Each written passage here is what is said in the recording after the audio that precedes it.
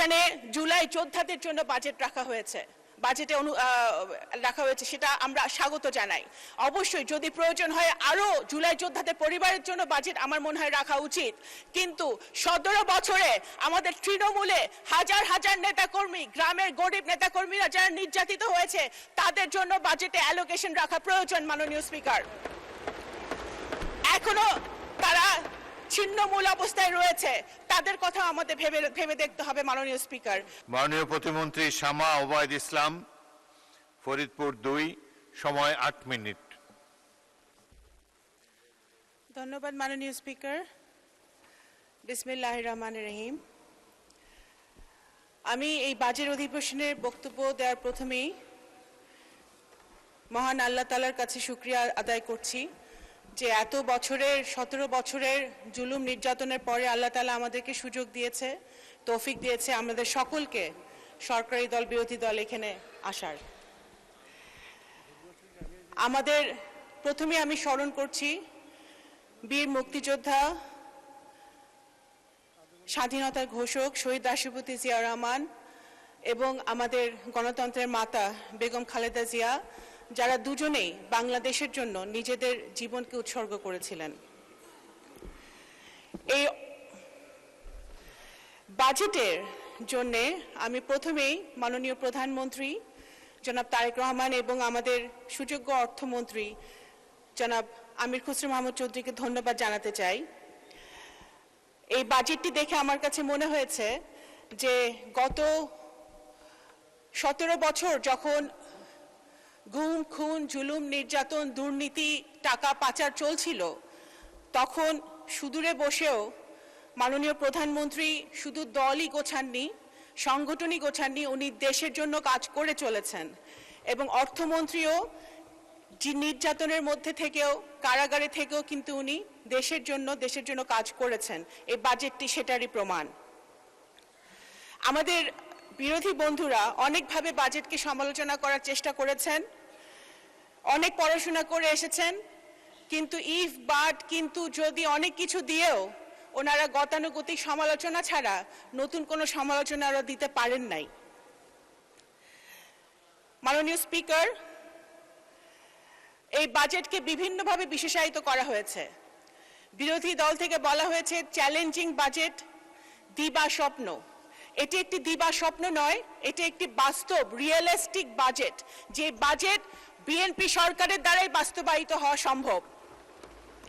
এবং চ্যালেঞ্জিং শব্দটা বারবার ব্যবহার করা হয়েছে। অবশ্যই চ্যালেঞ্জিং শব্দের সাথে বাংলাদেশ জাতীয়তাবাদী দলের ইতিহাস, শহীদ রাষ্ট্রপতি জিয়াউর রহমানের ইতিহাস ওতপ্রোতভাবে জড়িত।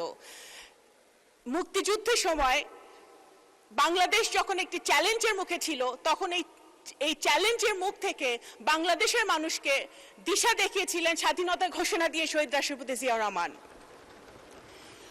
পরবর্তীকালে তলাবিহীন ঝুড়ি থেকে বাংলাদেশকে একটি স্বনির্ভর বাংলাদেশে পরিণত করার জন্য, উন্নত বাংলাদেশে পরিণত করার জন্য সেই চ্যালেঞ্জটা উনি হাতে নিয়েছিলেন শহীদ রাষ্ট্রপতি জিয়াউর রহমান।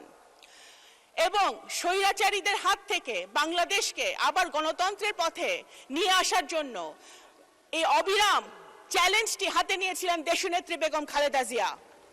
এবং বর্তমানে একটি ভঙ্গুর অর্থনীতির সময় যখন সবগুলো সিস্টেম ভেঙে গেছিল, স্বৈরাচারীরা সবকিছু সিস্টেম ভেঙে দিয়েছিল, অর্থনীতিকে ধস নামিয়েছে, সেই ভঙ্গুর অর্থনীতিতে বাংলাদেশের ইতিহাসের সবচেয়ে কঠিন সময় মাননীয় প্রধানমন্ত্রী জনাব তারেক রহমান বাংলাদেশের দায়িত্ব নিয়ে সবচেয়ে বড় চ্যালেঞ্জ নিয়েছেন। সুতরাং এই বাজেট চ্যালেঞ্জিং অবশ্যই, এবং এই বড় বাজেট বিএনপি দ্বারাই বাস্তবায়িত হবে ইনশাআল্লাহ। মাননীয় স্পিকার, একটি বাজেট শুধু একটি হিসাব নিকাশ নয়, একটি পলিটিক্যাল কমিটমেন্ট, একটি রাজনৈতিক দলিল। আমি মনে করি এই বাজেটটি একটি মানবিক, ইনোভেটিভ, ইনক্লুসিভ বাজেট হয়েছে, প্রগ্রেসিভ বাজেট হয়েছে, নারী বান্ধব বাজেট হয়েছে। যে বাজেট নারীদের কথা বলে, নারীর ক্ষমতায়নের কথা বলে, সেই বাজেট কখনোই ফেল করতে পারে না। মাননীয় স্পিকার, এই বাজেটে বলা হয়েছে প্রথমে বিনিয়োগ কেন্দ্রিক প্রবৃদ্ধি, সারা দেশে শক্তিশালী রাজস্ব প্রণোদনা করে ওয়ান স্টপ সার্ভিসের কথা বলা হয়েছে, ব্যাংকিং সংস্কারের কথা বলা হয়েছে, খেলাপি ঋণের অভিশাপ থেকে ব্যাংকিং সেক্টরকে মুক্ত করার কথা বলা হয়েছে।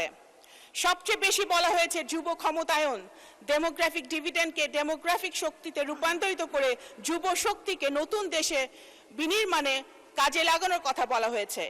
বিশেষত নারী উদ্যোক্তাদের প্রতিভা আর দক্ষতাকে রাষ্ট্রের কাঠামোগত শক্তির সাথে সংযোগ স্থাপন করে দেবার এক অপূর্ব প্রকাশ কিন্তু এই বাজেটে রয়েছে। মাননীয় স্পিকার,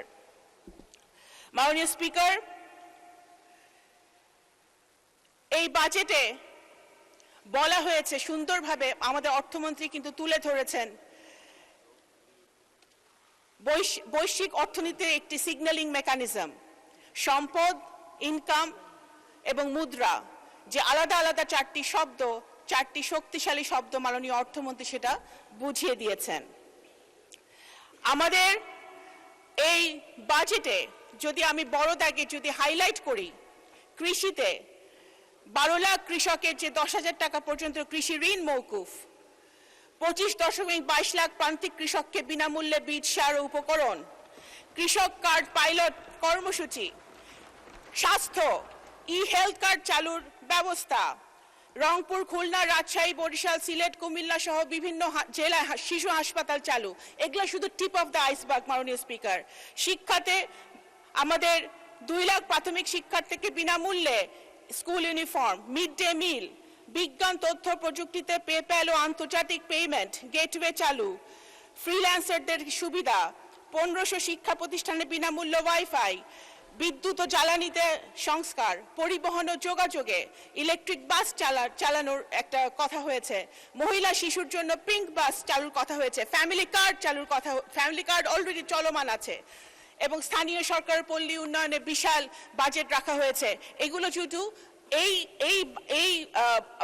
ব্যবস্থাগুলো প্রমাণ করে যে এই বাজেট জনবান্ধব বাজেট, যেটা বিরোধী দল থেকে প্রায় বলা হয়েছে শুধু ব্যবসায়ীদের বাজেট। এটা ব্যবসায়ীদের বাজেট না, এটা গরিব মারার বাজেট নাই।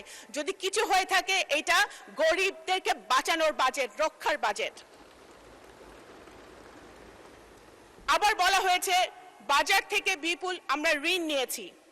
এই অভিযোগ একেবারে বিভ্রান্তিকর।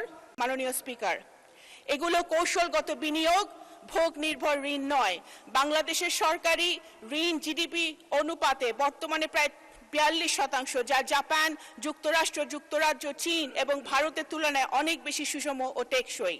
এই পরিমিত ঋণ উৎপাদন ক্ষমতা জোরদার করতে, পণ্য সেবার সরবরাহ বাড়াতে এবং বাজার মূল্য, পণ্য ও বিনিয়োগের স্থিতিশীলতা নিশ্চিত করতে ব্যবহৃত হচ্ছে। মাননীয় স্পিকার, আমার সময় শেষ, সময় আপনি দিবেন না, শুধু এতটুকুই বলে শেষ করতে চাই যে এখানে জুলাই যোদ্ধাদের জন্য বাজেট রাখা হয়েছে, সেটা আমরা স্বাগত জানাই।